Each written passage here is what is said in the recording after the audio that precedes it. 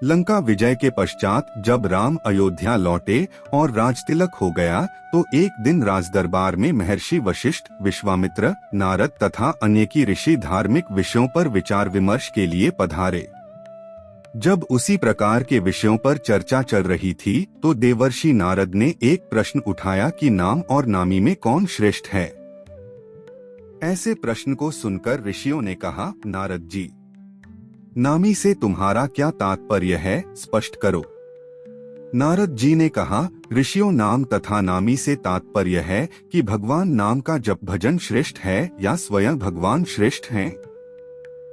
नारद जी की बात सुनकर ऋषियों ने हंसकर कहा, अरे नारद, तुमने यह कैसे बच्चों जैसा प्रश्न किया है। निश्चय ही भगवान श्रेष्ठ हैं, क्योंकि उन्हीं के नाम का तो जप किया जाता है। नारद ने कहा, नहीं, आपकी यह धारणा ठीक नहीं है। मेरे विचार से भगवान से बढ़कर उनका नाम है। भक्त को भगवान के नाम के जप से ही शक्ति मिलती है, क्योंकि नाम के भजन के बिना भगवान कहाँ कृपा करते हैं। पर यह बात सबने आसानी से स्वीकार नहीं की तो नारद ने कहा, अपने मत की प्रतिष्ठा के लिए मैं इसे उचित समय पर प्रमाणित करूंगा। इसके कुछ देर बाद राजदरबार स्थगित हो गया। हनुमान उस दिन दरबार में उपस्थित नहीं थे, इसलिए हनुमान को इस विवाद के बारे में कुछ नहीं पता था। दूसरे दिन राजदरबार लगने से पहले नारद ने हनुमान को बुलाया और कहा, हनुमान, राजदरबार में जाने पर तुम श्री राम तथा उपस्थित ऋषियों को विनय पूर्वक प्रणाम करना, पर विश्वामित्र को प्रणाम मत करना। वे भले ही ऋषि का चोला धारण किए हैं, पर वे ब्राह्मण नहीं हैं। क्षत्रियों की पूजा ब्राह्मणों जैसी नहीं होती। हनुमान ने सोचा, नारद देवताओं के ऋषि हैं, ठीक ही कह रहे होंगे, उनकी बात अवश्य माननी चाहिए। उन्होंने कहा, ठीक है देवर्षि, मैं ऐसा ही करूंगा। दरबार में भगवान श्री राम सिंहासन पर बैठे थे। मंत्री तथा ऋषि आदि भी अपने अपने आसन पर विराजमान थे। थोड़ी ही देर में हनुमान जी आए। भगवान श्री राम के चरणों में प्रणाम किया, फिर ऋषियों का चरण स्पर्श कर प्रणाम किया, फिर उन्हीं के बीच बैठे विश्वामित्र को न तो उन्होंने प्रणाम किया और न किसी प्रकार का आदर भाव दिखाया। हनुमान के इस व्यवहार से विश्वामित्र ने अपने को बड़ा अपमानित समझा। वे राजा तथा ऋषियों के बीच इस प्रकार अपनी उपेक्षा था अपमान को सहन न कर सके। तत्काल ही क्रोध में उठ खड़े हुए और श्री राम से बोले, श्री राम, तुमने अपने इस मुहलगे सेवक की धृष्टता देखी। भरे दरबार में इसने किस प्रकार मेरी उपेक्षा की तथा उद्धत भाव से मेरा अपमान किया। श्री राम ने कहा, गुरुदेव शांत हो जाइए, मैं हनुमान से इस धृष्टता का कारण पूछूंगा। विश्वामित्र का क्रोध शांत नहीं हुआ। उन्होंने कहा, यह तो आपने प्रत्यक्ष देखा, पूछने की क्या आवश्यकता है। अस्त्र शस्त्र के क्षेत्र में मैं तुम्हारा गुरु रहा हूँ। यह गुरुआज्ञा है, इसे दंड दीजिए। नारद ने भी विश्वामित्र की हाँ में हाँ मिलाई तथा कहा, भगवान विश्वामित्र ठीक कहते हैं। हनुमान ने इनका प्रत्यक्ष अपमान किया है। आपके उदंड सेवक को दंड मिलना चाहिए। नारद की बात सुनकर हनुमान असमंजस में पड़ गए। भरे दरबार में अपनी स्थिति देखकर कुछ बोल तो न सके, पर सोचने लग गए कि जिस नारद के कहने से मैंने ऐसा किया, भी नारद अब मेरा बचाव न करके मुझे दंड देने की बात में सहमति जता रहे हैं। नारद का यह चरित्र समझ में नहीं आता। इधर की उधर लगाना और दो लोगों के बीच भ्रम पैदा करके उन्हें लड़ने में इन्हें कौन सा आनंद आता है। भले काम को बिगाड़ने वाला यह कैसे ऋषि है। भगवान श्री राम किसी प्रकार की दंड की घोषणा करते इससे पहले ही नारद ने कहा, भगवान इस संबंध में शांत भाव से विचार कर कल दंड दीजिएगा। उत्तेजित अवस्था में अभी इस समय हनुमान को दंड देना उचित नहीं। सबने इस सुझाव को स्वीकार किया और सभा स्थगित हो गई। रात को हनुमान नारद के आश्रम में आए और कहा, देवर्षि आप यह कौन सा खेल खेल रहे हैं?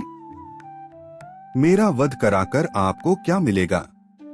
मैंने तो जो कुछ अभिनय किया वह आपकी आज्ञा से ही किया था। नारद हंसकर कहा, हनुमान निराश मत हो, चिंता मत करो। मेरे कहने से तुमने जो किया है उसके लिए दिए जाने दंड से तुम्हारा कुछ नहीं बिगड़ेगा। तुम्हें दंड मिलेगा पर तुम्हारा बाल भी बांका नहीं होगा। मैं जैसा कहता हूँ बस वैसा ही कल करना। कल प्रातः काल सूर्य तट पर उरा रामाय नमः इस मंत्र का जाप करते रहना। कोई कुछ कहे तुम कुछ मत सुनना, बस यह मंत्र प्रेम भाव से जपते रहना। प्रातः हुई। हनुमान जी स्नान कर सरयू तट पर खड़े होकर मंत्र जाप करते। दरबार लग जाने पर जब हनुमान दरबार में उपस्थिति न हुए तो श्री राम ने पूछा, हनुमान कहाँ है, अभी तक नहीं आए? विश्वामित्र ने कहा, आप आज दंड देने वाले थे, शायद इसलिए डर कर नहीं आया। नारद ने कहा, मैंने अभी थोड़ी देर पहले सरयू तात पर उसे स्नान ध्यान करते हुए देखा है। भगवान राम ने कहा, यह हनुमान की एक और उद्दंडता है। हम स्वयं तात पर जाकर वहीं हनुमान को दंडित करेंगे। राम विश्वामित्र ऋषियों तथा मंत्रियों के साथ सरयू तात पर हनुमान को दंड देने के लिए पधारे। श्री राम अपने भक्त को बार बार करुणा भरी दृष्टि से देखते तथा सोचते कि अपने दुर्दिन के साथी ऐसे परम भक्त पर कैसे बाण चलाएं। उधर गुरु विश्वामित्र के कोप का डर भी उन्हें सता रहा था। गुरु की मर्यादा की रक्षा के लिए उन्होंने हनुमान को दंड देने का निश्चय किया। श्री राम ने धनुष पर बाण चढ़ाए और हनुमान को लक्ष्य बनाकर बाण छोड़ दिए। अरे यह क्या? बाण तो हनुमान जी के शरीर से कुछ दूरी पहले ही रुक गया। राम बाण पर बाण मारते रहे पर एक भी बाण हनुमान के शरीर को नहीं छुआ। उधर हनुमान राम के बाणों के प्रहार से निश्चित नारद के बताए मंत्र का जप करते रहे। वह मंत्र जैसे हनुमान का कवच बन गया। यह देखकर श्री राम को बड़ा आश्चर्य हुआ। हनुमान में यह कैसी शक्ति आ गई है? उनके दंड का प्रयास व्यर्थ हो रहा था। विश्वामित्र को लग रहा था कि राम अपने भक्त को बचाने के लिए जानबूझकर इस तरह बाण चला रहे हैं कि उनको चोट न पहुंचे। अपनी इस असफलता से विचलित होकर राम ने ब्रह्मास्त्र उठा लिया। राम ने ब्रह्मास्त्र हाथ में लिया तो हाहाकार मच गया। नारद ने कहा, ऋषिवर विश्वामित्र, हनुमान के अपराध को क्षमा करें। अगर राम का ब्रह्मास्त्र छूट गया तो सिर्फ हनुमान ही नहीं मरेंगे बल्कि सारे लोक में प्रलय मच जाएगा। ब्रह्मास्त्र से निकली ज्वाला देखकर विश्वामित्र भी डर गए। उन्होंने राम को रोकते हुए कहा, राम, ब्रह्मास्त्र को वापस तूनीर में रखिए। हनुमान के अभिनय को मैंने क्षमा किया। इतना सुनते ही हनुमान को जैसे जीवनदान मिला। राम को धर्म संकट से मुक्ति मिली। सब लोग प्रसन्न हुए। हनुमान ने आकर विश्वामित्र से क्षमा मांगी और नारद जी की ओर देखा। नारद ने हंसकर कहा, प्रभु, इसका कारण मैं हूँ। मैं कहा था ना, भगवान से बढ़कर भगवान का नाम जपना श्रेष्ठ है। उसे प्रत्यक्ष सिद्ध कर दिया। हनुमान ने इष्ट देव भगवान राम के नाम के बीज मंत्र से भगवान की शक्ति क्षीण कर दी। जिस प्रभु के नाम का जप होता है वह प्रभु अपने नाम जाप की शक्ति के आगे शक्तिहीन हो जाते हैं। इसलिए कहता हूँ कि नामी से नाम बड़ा। यह कहकर नारद देवलोक को चले गए। तो चलिए दोस्तों, अब दूसरा स्टोरी शुरू करते हैं।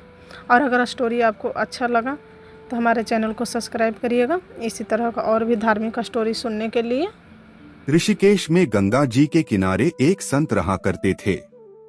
वह जन्मांध थे और उनका नित्य का एक नियम था कि वह शाम के समय ऊपर गगनचुंबी पहाड़ों में भ्रमण करने के लिए निकल जाते और हरि नाम का संकीर्तन करते जाते। एक दिन उनके एक शिष्य ने उनसे पूछा, बाबा, आप हर रोज इतने ऊंचे ऊंचे पहाड़ों पर भ्रमण हेतु जाते हैं, वहां बहुत गहरी गहरी खाइयां भी हैं और आपको आंखों से दिखलाई नहीं देता, क्या आपको डर नहीं लगता? अगर कभी पाँव लड़खड़ा गए तो बाबा ने कुछ नहीं कहा और शाम के समय शिष्य को साथ ले चले। पहाड़ों के मध्य थे तो बाबा ने शिष्य से कहा, जैसे ही कोई गहरी खाई आए तो बताना। दोनों चलते रहे और जैसे ही गहरी खाई आई शिष्य ने बताया कि बाबा गहरी खाई आ चुकी है। बाबा ने कहा, मुझे इसमें धक्का दे दे। अब तो शिष्य इतना सुनते ही सकपका गया। उसने कहा, बाबा मैं आपको धक्का कैसे दे सकता हूँ? मैं ऐसा हरगिज नहीं कर सकता। आप तो मेरे गुरुदेव हैं, मैं तो किसी अपने शत्रु को भी इस खाई में नहीं धकेल सकता। बाबा ने फिर कहा, मैं कहता हूँ कि मुझे इस खाई में धक्का दे दो। यह मेरी आज्ञा है और मेरी आज्ञा की अवहेलना करोगे तो नरकगामी होगे। शिष्य ने कहा, बाबा मैं नरक भोग लूंगा मगर आपको हरगिज इस खाई में नहीं धकेल सकता। तब बाबा ने शिष्य से कहा, रे नादान बालक, जब तुझ जैसा एक साधारण प्राणी मुझे खाई में नहीं धकेल सकता तो बता मेरा मालिक भला कैसे मुझे खाई में गिरने देगा? उसे तो सिर्फ गिरे हुओं को उबारना आता है, गिरे हुओं को उठाना आता है। वह कभी भी किसी को गिरने नहीं देता। वह पल पल हमारे साथ है, बस हमें विश्वास रखना होगा उस पर। तो चलिए दोस्तों, अब तीसरा कहानी शुरू करते हैं। किसी नगर में एक बूढ़ा चोर रहता था। 16 वर्षीय उसका एक लड़का भी था। चोर जब ज्यादा बूढ़ा हो गया तो अपने बेटे को चोरी की विद्या सिखाने लगा। कुछ ही दिनों में वह लड़का चोरी विद्या में प्रवीण हो गया।